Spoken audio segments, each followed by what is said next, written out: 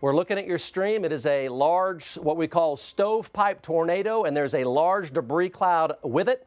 And that is going to be crossing I-35. It's heading directly for Joy. It may go south of Wynnewood, but it's going to be close. It is heading for Joy, just to the north and west of Davis. So Murray County, heading into northern Murray County, you folks, big tornado, could be an F4. And it has violent motion with it. It's gone between multi-vortex and single vortex. It looks like it's going to track across I-35 here. Quickly, we'll just very briefly go over to the South Doppler. I'll show you exactly where this is, right back to the picture here. Feel free to double box it if you want. Impressive rotation, violent motion here, 3 west of I-35. That's I-35. This is Joy. This is Wynnewood. It's traveling due eastward. Now back to the pictures, and this is incredible. This is going to be I-35 south of Norman, north of Ardmore. Okay, we've got 2 trackers here on it, and we've got continued severe storms developing in the metro. Folks, this is the same tornado from 2 different angles here. Same tornado, 2 different trackers. We've got Chance and Jeremy on these. So you're looking at the same tornado, 2 different angles of the same tornado coming into northern Murray County, heading for Joy, just north of Davis. And the rotation continues violent on Doppler. Doing damage. You hit another barn or another structure, but it's a mean tornado, and it's tracked north. It's on Old Mill Road right now, just crossing Old Mill Road. Just stay away from this tornado. It's a violent tornado. Back to you, Mike. It's now 1.5 miles west of I-35. It is still heading red line, center line for Joy. Joy 4:30 in 10 minutes from right now. It's heading directly for Joy, south of Wynnewood, 4:30, 10 minutes from right now. Violent motion here. Looks to be an F4 tornado. We'll see what kind of EF damage it produces after the fact, but it's hit some structures down there.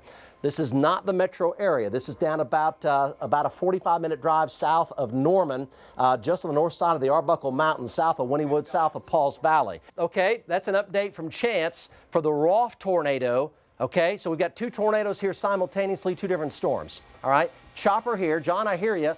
And then here's the wedge tornado back here in Rolfe, right here. This one is to the southeast of that big tornado. This one is looking east out of Mill Creek. Go, John Welsh. Yeah, Mike, you can see that's the bottom of it. This is actually a pretty high base tornado. We get around this scud cloud. We'll come back around and give you a little bit better shot. Chance, update from you.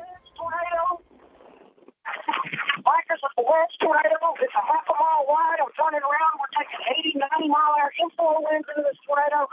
We had to jump south to get a south track on this thing, but it's crossing the road. It's a beast tornado, Mike. It's a violent tornado. Luckily, it's pretty sparsely populated out here, but it's at least a half mile wide. Violent motion on the backside of this tornado. Looks like the tornado is going to be probably 4 or 5 miles northeast of Davis right now. Getting ready to cross the road right in front of me. Back to you. Holy mackerel, look at that. Folks, these tornadoes are killers. They really are. I just have to tell you that. You've got to take every precaution with these.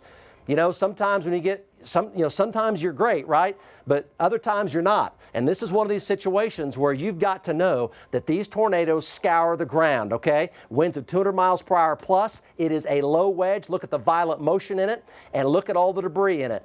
That is a mile-wide wedge, huge tornado. Oh, man. So this is the kind of damage here you see with EF4 tornadoes. Damage surveys tomorrow will go out, and of course they'll evaluate that. But that's the kind of damage you see with EF4 tornadoes when you see everything swept off the foundation and strewn about and really kind of torn up rather severely. But you can see that house is completely gone. All that's left is a foundation, and then the debris to the left. Out here, which that house took a direct hit.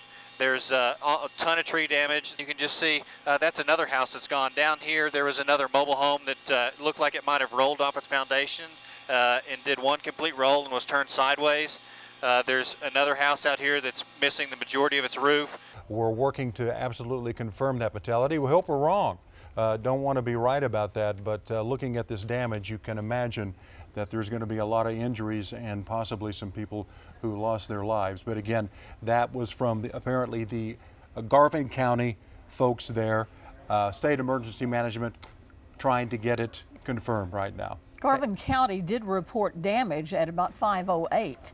And then the report of a suspected fatality came about 12 minutes ago. But as Kevin explained, you have to make sure you're getting it from the official people and not from just other sources. So we're continuing to try to confirm that.